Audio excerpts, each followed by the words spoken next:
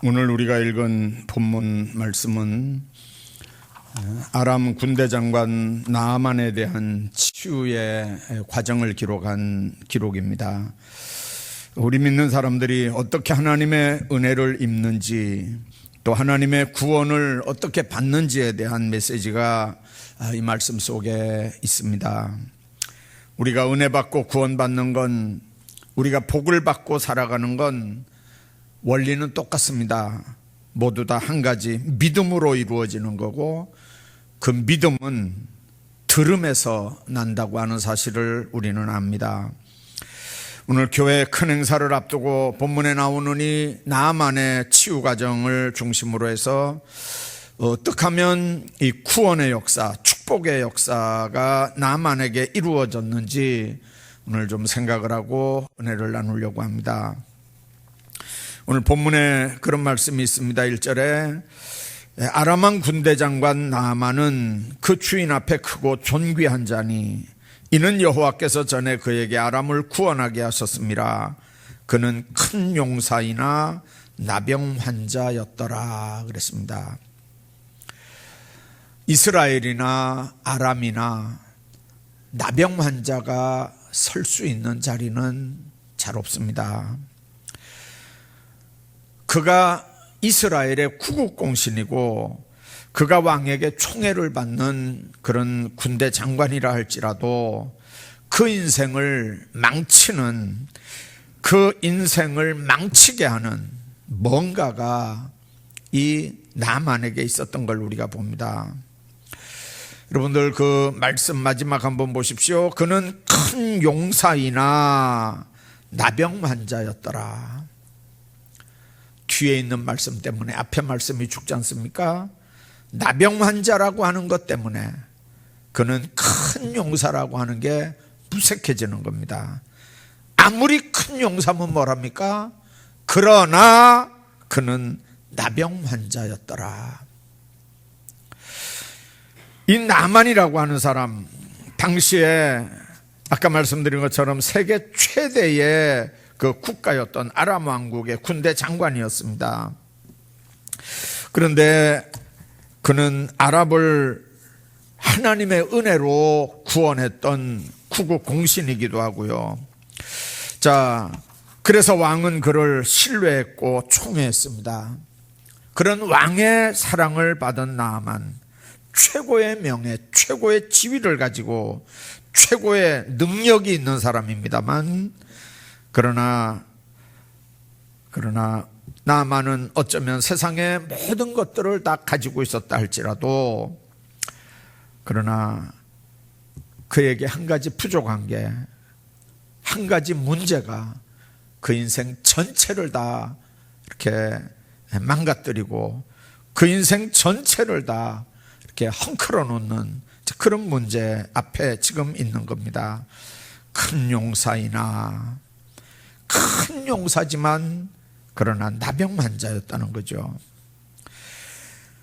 그 좋은 인생, 그 정말 너무 좋은 환경, 그걸 다 망쳐버리는 그 무엇, 모든 게 다 좋지만 그러나 그 모든 것들을 다 순식간에 의미 없게 만들어버리는 그 무엇, 이게 지금 나만에게 있는 거거든요.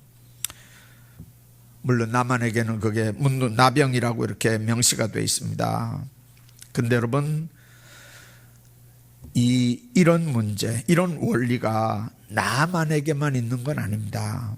그건 오늘 우리의 이야기일 수도 있고요.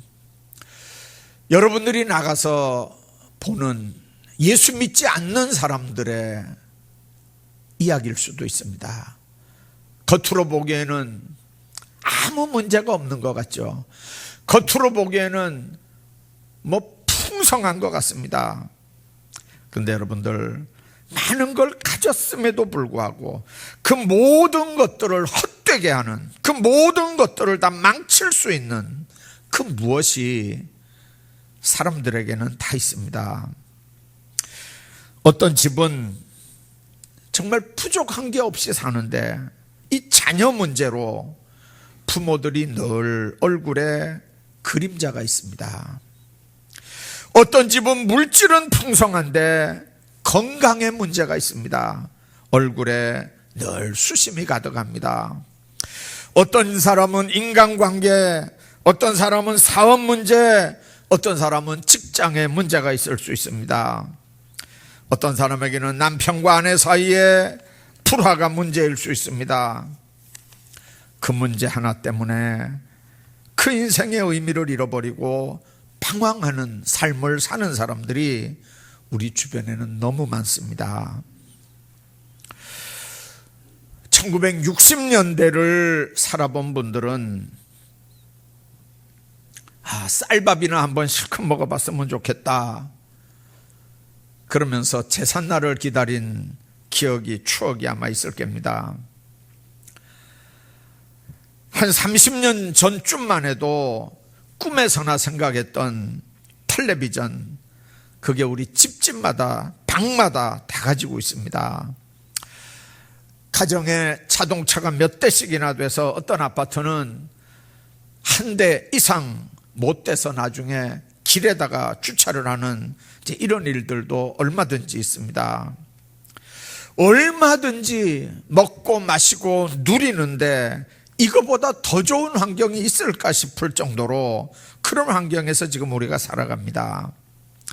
아마 우리가 지금 누리고 있는 이런 모든 것들, 우리 할아버지 세대는 왕들조차도 혜택을 누리기 어려웠던 문명의 혜택 속에 지금 우리가 살아가는 거거든요. 그러면 이제는 됐다, 이제는 만족이다, 우리는 더 이상 원하는 게 없다, 여러분들 그렇게 하고 살아갑니까? 아니거든요. 옛날에 왕도 누리지 못하는 걸 누리고 먹고 쓰면서도 이렇게 많은 혜택을 누리며 풍성한 속에, 문명 물질 속에 살아가지만 우리는 그때와 똑같이 뭔가 아쉬움이 있고 뭔가 허무와 절망 속에 오늘 우리가 살아가거든요. 그게 인생입니다. 오늘 본문 나아만, 왕이 존귀하게 여긴 자라고 그랬습니다. 그 나라 국무장관, 군대 장관이었고요, 큰 용사라 그랬습니다. 더더군다나 구국공신입니다. 많은 것을 가졌고 누린 사람입니다. 그런데 오늘 그 나만을 설명하면서 딱 한 줄 합니다. 큰 용사이나 나병 환자더라. 나병이 그가 누리는 것, 그가 얻은 것, 그의 인생 전체를, 그 좋은 것들을 다 망쳐버리는 겁니다.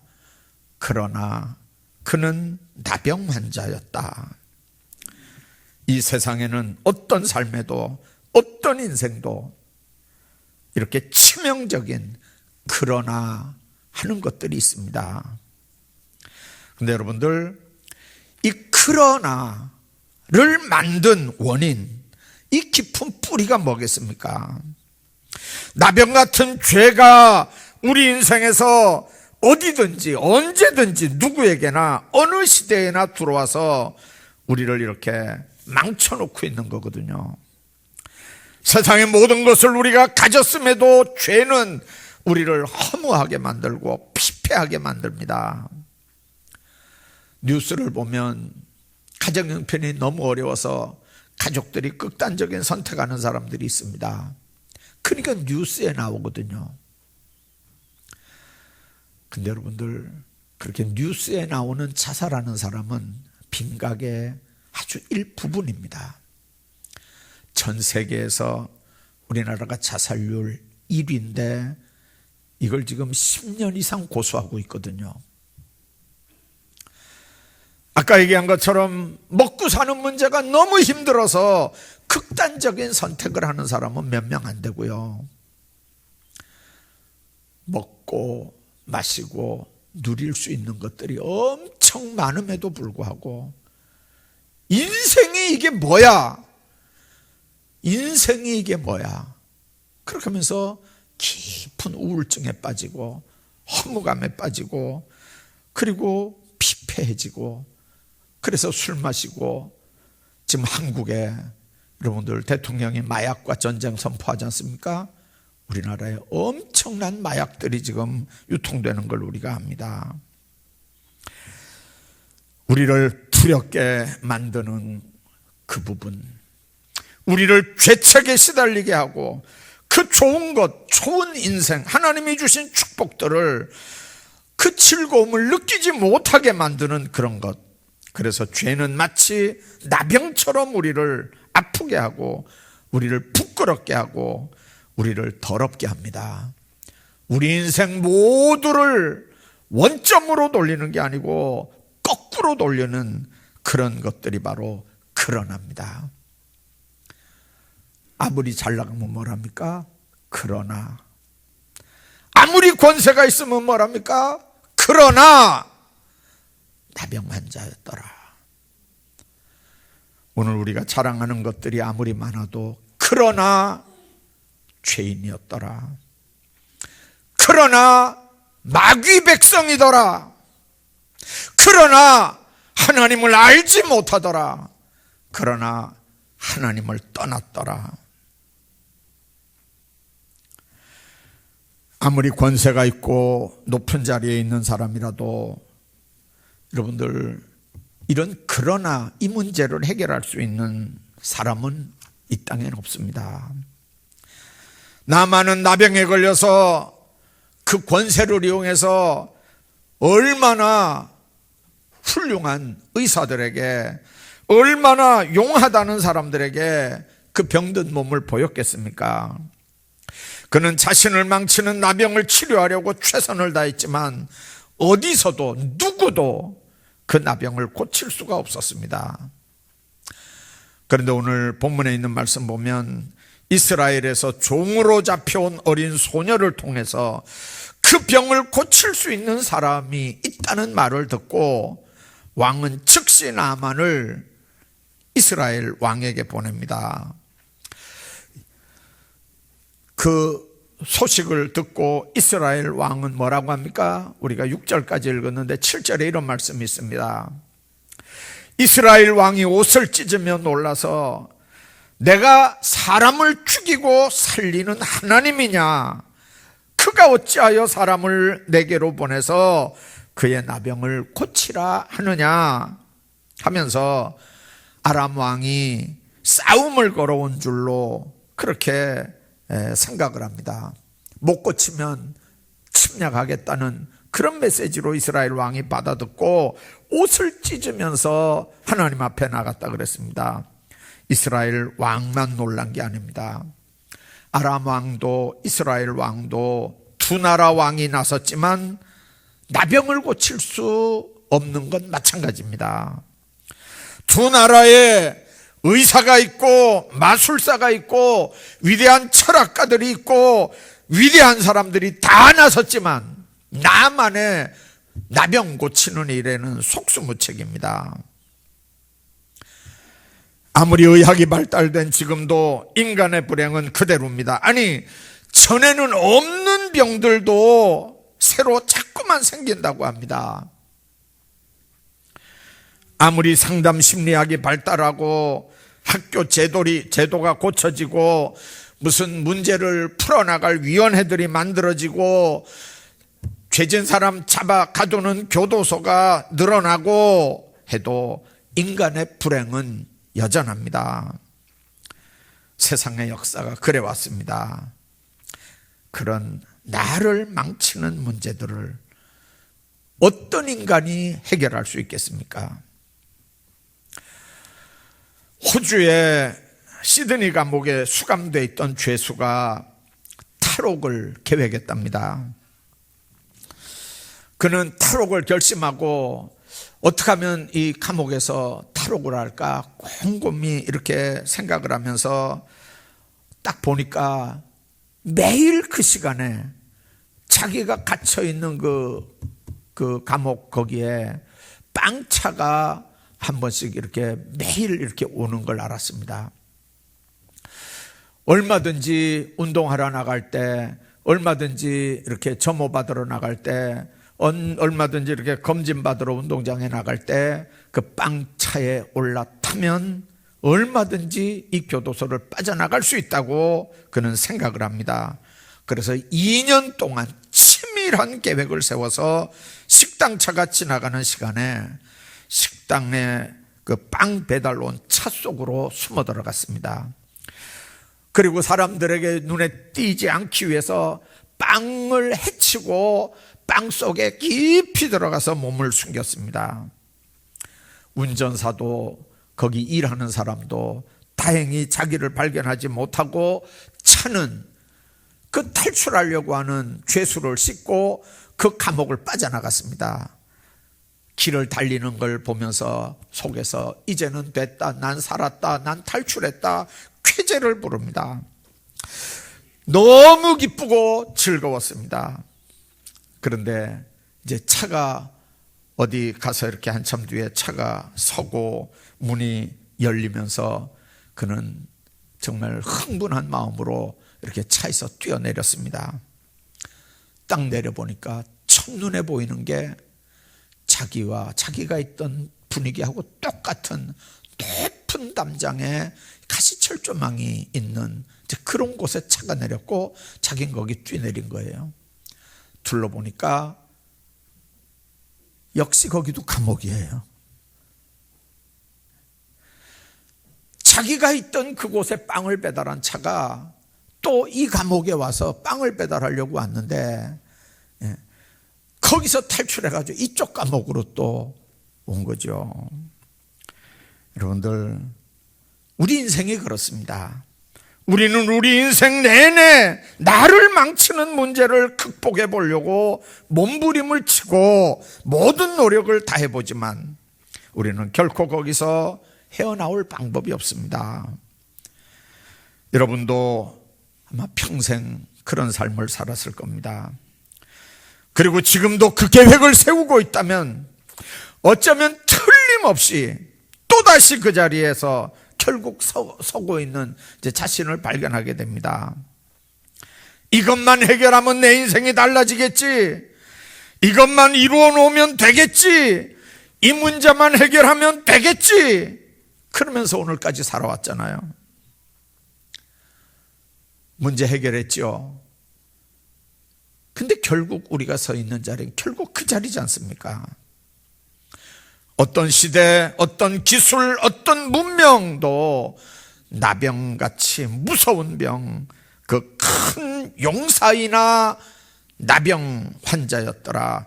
그러나 나병 환자였더라. 어떤 인간도 그러나라고 하는 이 문제를 해결할 사람이 없다고 하는 걸 여러분들 아셔야 합니다.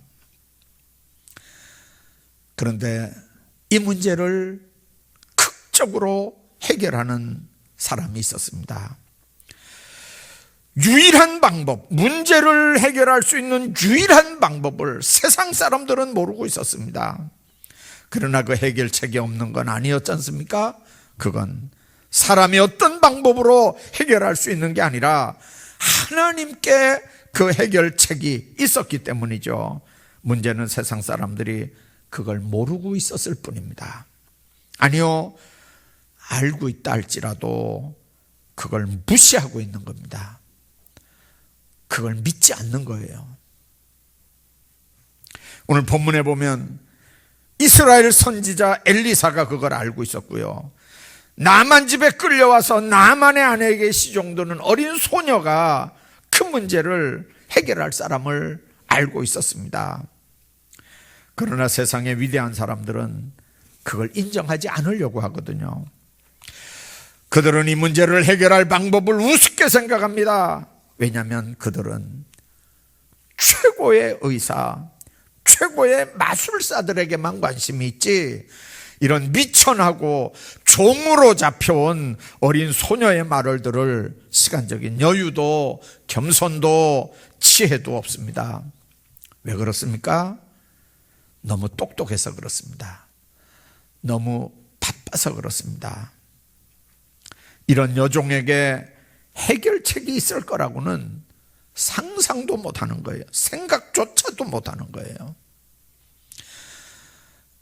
이런 해결책은 이렇게 의외의 곳에 있는데도요,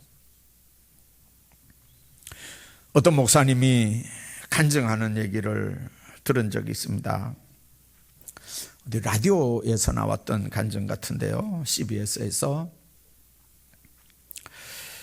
그 목사님 심호하는 교회에 아주 골치 아픈 중학생 하나가 있었대요. 부모들도 그 아이 때문에 너무 힘들어하고 정말 교회 오면 뭐 좌충우돌이고 싸우고 술 먹고 담배 피고 날마다 경찰서 물려다니고, 이 중학생이 공부는 안 하고 정말 부모들이 아무리 설득을 해도 때려도 뭐 사정을 해도 이게 중학생 하나를 못 이겨먹는 거예요.